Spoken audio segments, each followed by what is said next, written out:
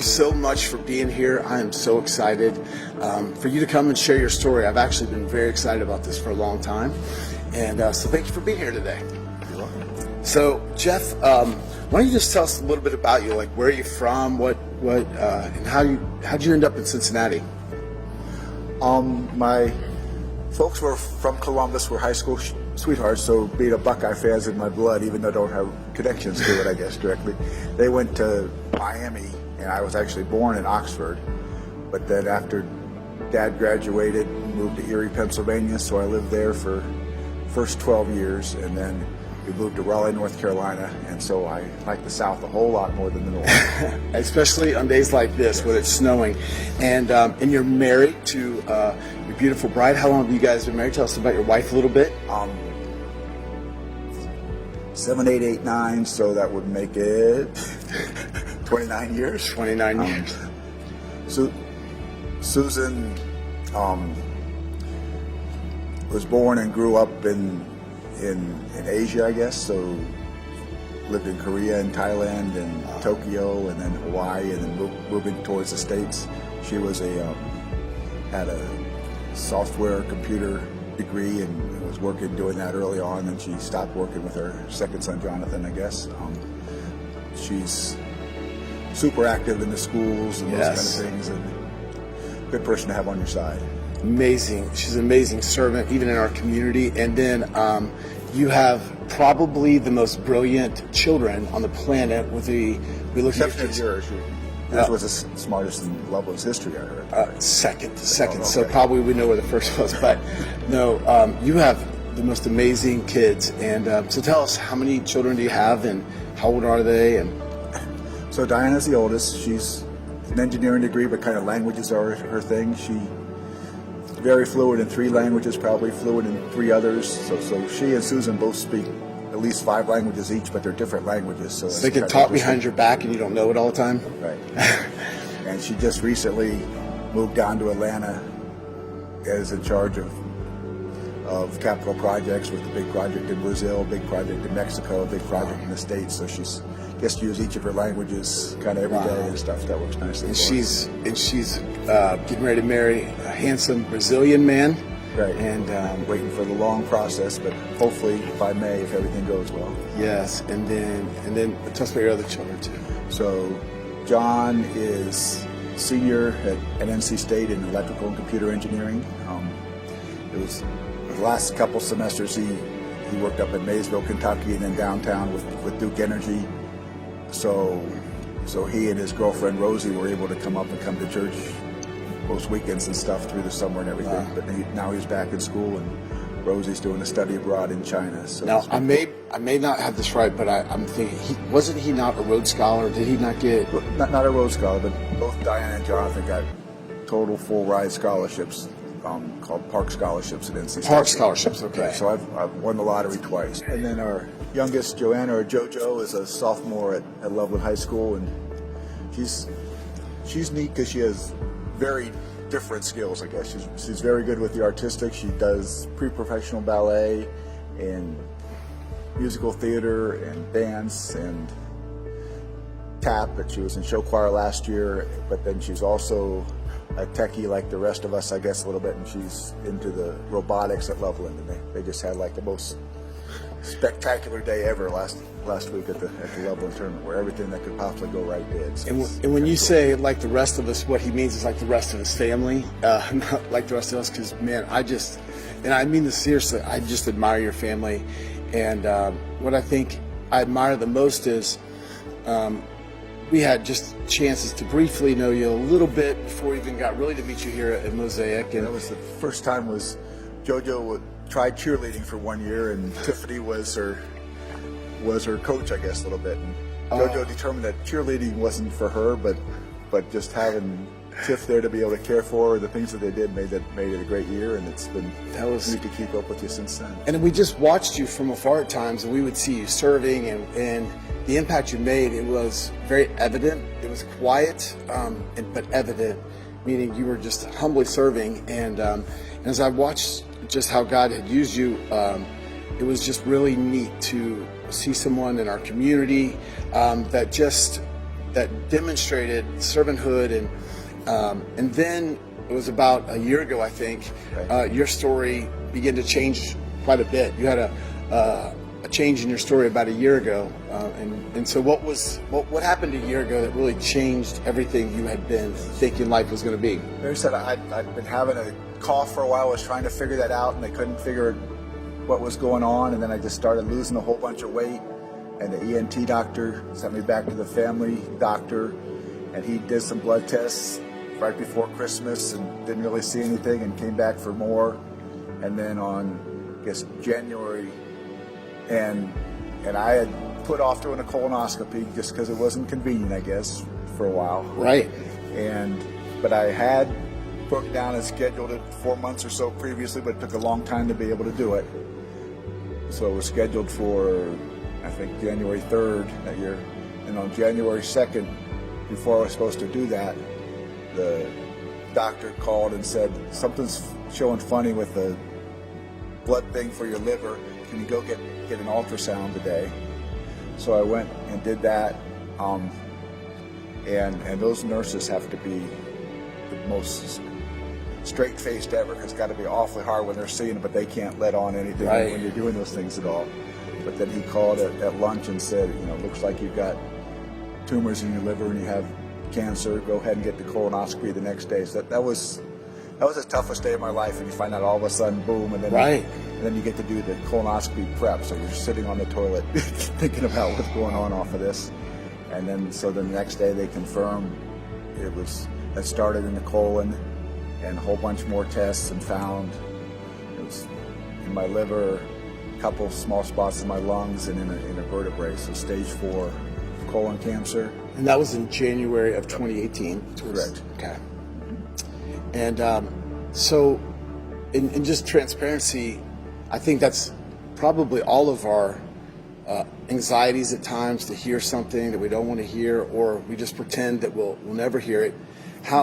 When you heard that news, just personally, not the impact of everybody else, but how did that news impact you?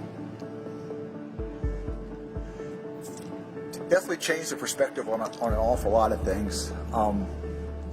There were 2 people from the previous year who had passed away from cancers.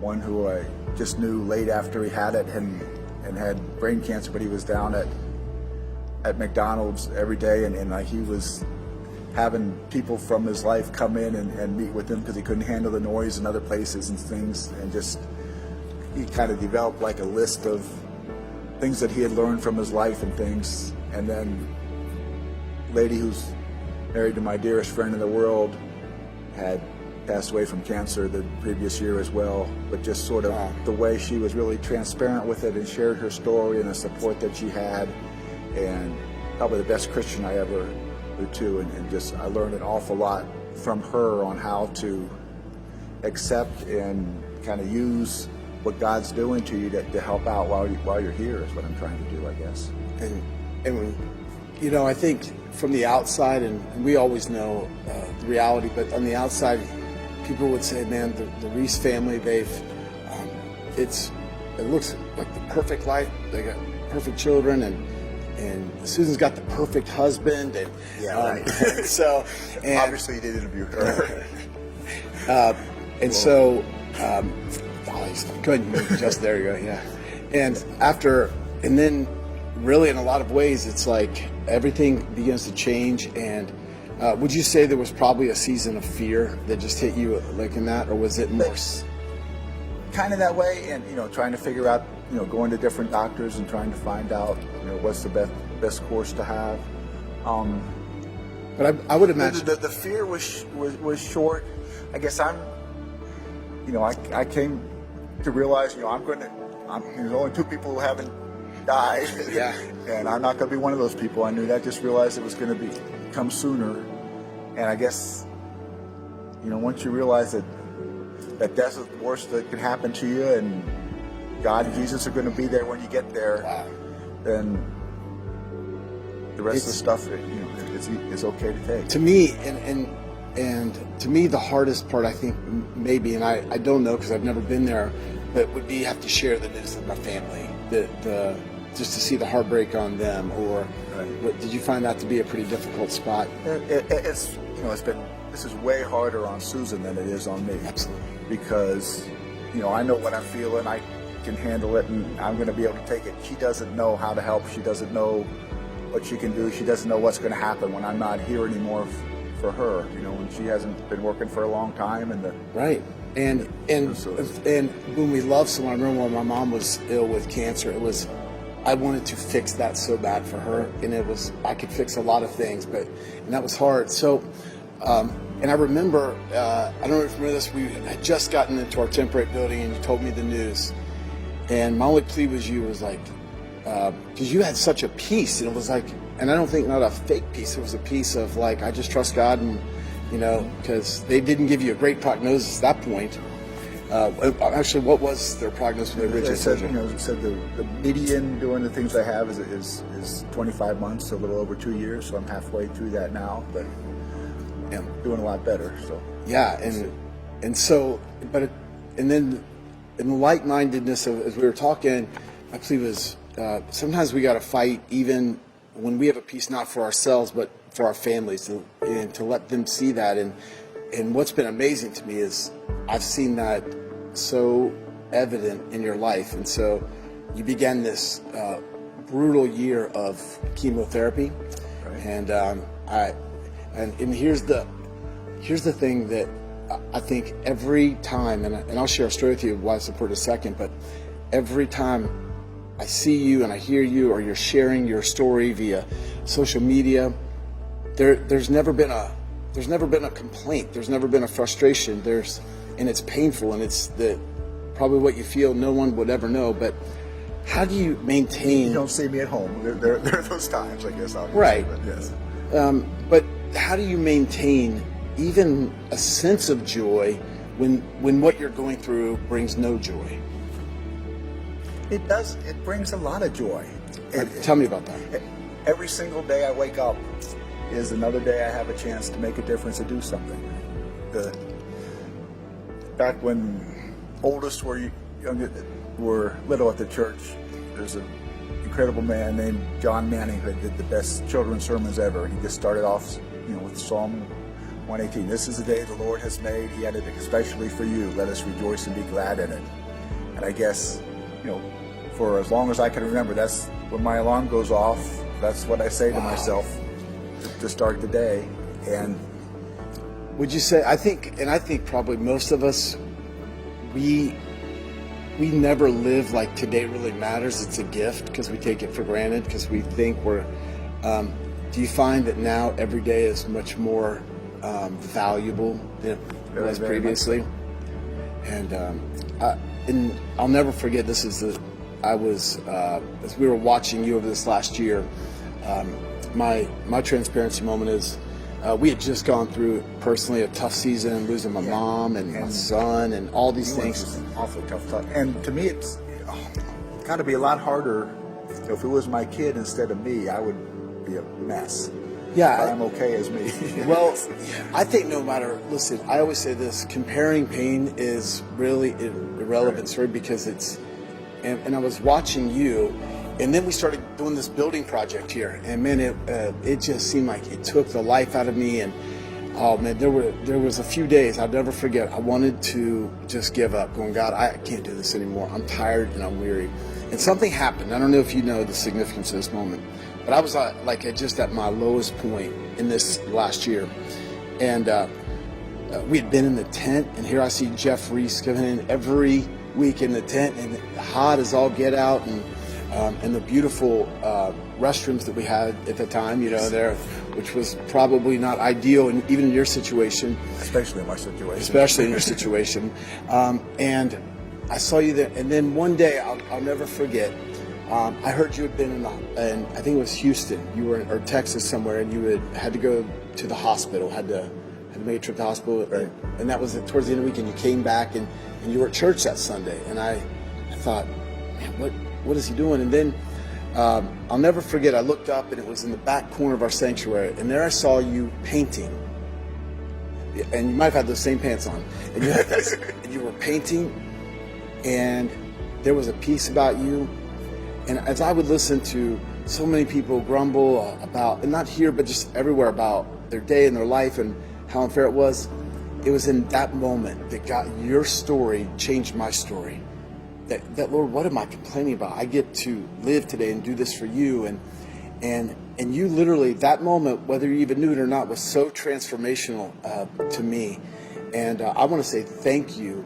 But also, maybe you could share with us just an encouragement of you've had a lot of painful days, and you've had a lot of not feeling well, I'm sure, and all of those moments and anxiety and all those. Maybe just share an encouragement with us about valuing each day, even no matter what you're going through. I don't know if my Facebook cover page is a picture of the pep band with Jim Valvano. I was at NC State, and I was in the pep band, and I was actually there when we won national championship. No way. And you can see me on ESPN Classic and things, and when he was One running of the best around, moments ever in when sports. he was running around on the court, I was running around the court too, and everything. And I guess that, to me, that's part of, when I die, that's what it's going to be like again. I'm going to be there, and Jim Valvano is going to be there thanking me for never giving up. Don't ever give up, kind of thing. And Jesus is going to be there and say, thanks for representing me on the earth, and now we're here with victory forever. So, well, I want to thank you as a friend for not giving up. I want to thank you as a pastor and a believer for not giving up. And I think I sent an email one time, and I said, you've demonstrated what Jesus looks like. And no, I did email you that. I know, but well, they're going to think I didn't email you that. I know, and what I mean is, you emailed me that, but you weren't right. Well, here's what I'll say to you: is what I mean by that is not perfect, but the demonstration of that in our sorrows we have joy, in our hardships we keep pressing on. There was kindness. I've never heard an ill word. I've never been an ill word complaining on social media.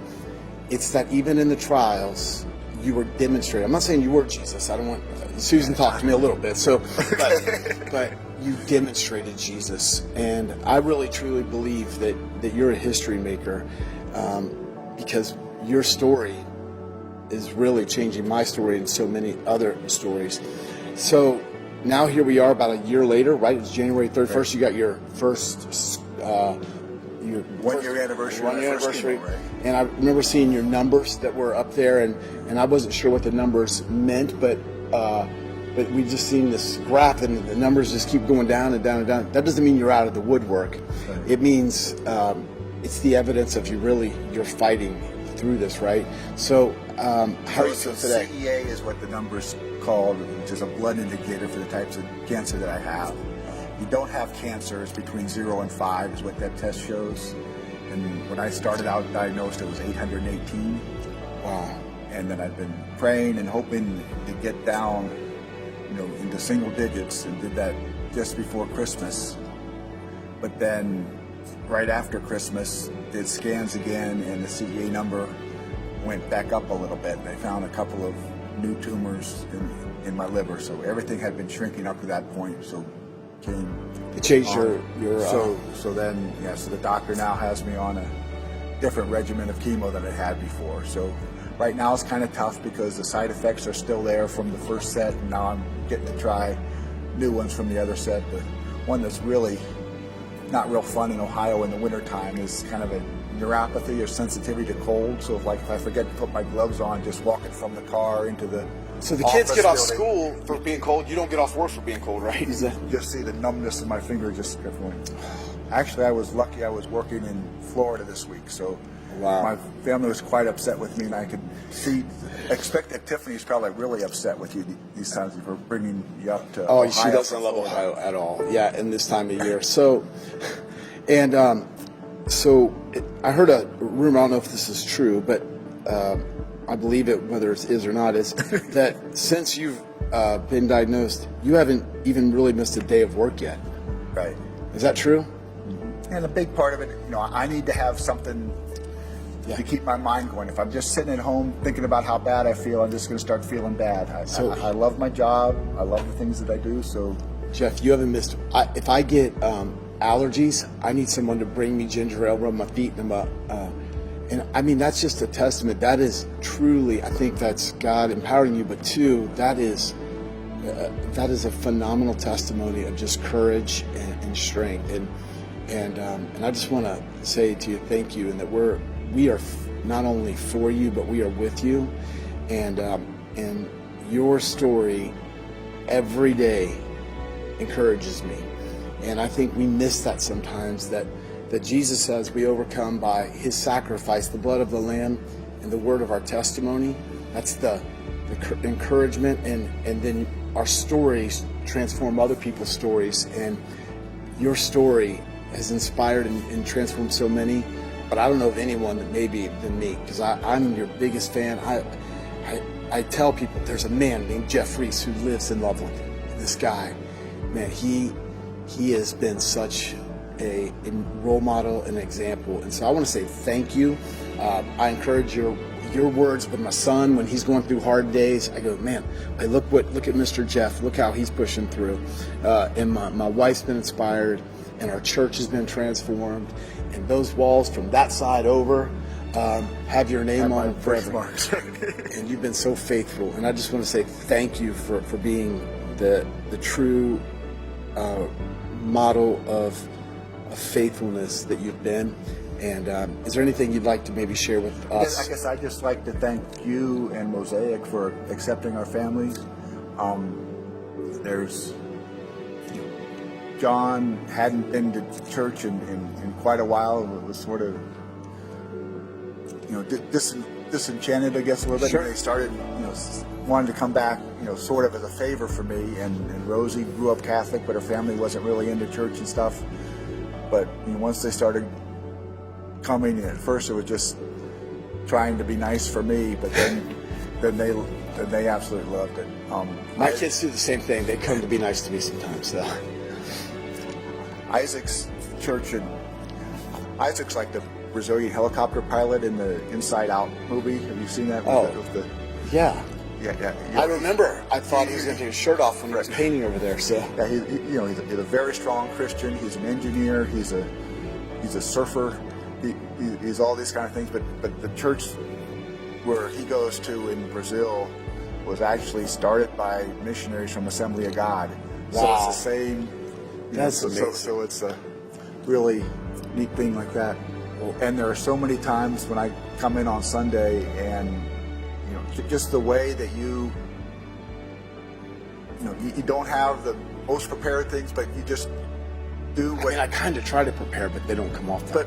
But you just tell us what God's telling you that week, and it's been amazing how many times that has been just exactly what I needed to hear as I was going through my journey. Thank you, Jeff. I'm found guilty of the same thing, and I do just want to say thank you. And I think the greatest part of your story is a reminder to all of us that we should live each day like it matters, because the Bible says no one's promised. Matter. It does, and no one's promised tomorrow. Whether you got cancer or you don't, no one's promised tomorrow, and we never get yesterday back. So today is a great gift from God, and you've shown me that in so many ways. And so we are praying for you, complete healing. And if you want to ever be encouraged, find Jeff Reese on Facebook and just listen to his story. And we're praying for you, my friend. And we're so thankful for you and all that you do, man. Last week, the first time I ever sent a note to the preacher, just because he had a comment on, "Don't be a Facebook preacher," is what he said on things. And I got permission, so I'm allowed to keep on sharing my story. Yeah, I didn't mean don't be a Facebook preacher. What I was really meaning was don't be preaching at people about things that don't matter and starting arguments. And so I said that wrong, and Jeff called me out and corrected me, and he was right on. And so, man, we are excited because we believe that God still heals and God still moves, and we're praying for you and your family. And I think you deserve a day off, because you have shown so much resilience. So tomorrow Saturday, I think I'll take the day off. Take the day off. There you go. All right. Thank you, Jeff. I appreciate it. I love you.